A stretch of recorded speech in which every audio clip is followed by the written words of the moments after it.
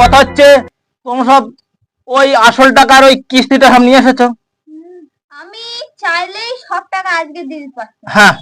আমার স্বামী পারলেই ওইটা পারতো, কিন্তু আমার স্বামী মাঠে গেছে, 1 টাকাও বাড়ি রেখে যায়নি, তাই আমি কোনো টাকা দিতে পারবো না।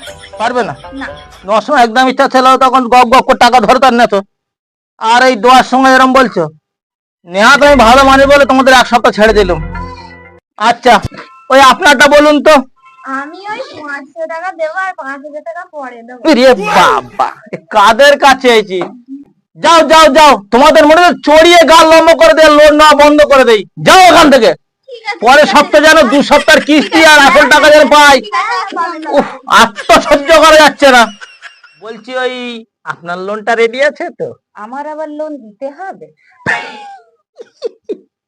যদি বলেন তো আমার গাড়ি থেকে একটু দিয়ে দেবো, আপনি একটু আর কি 2 দিন তো পাচ্ছেন।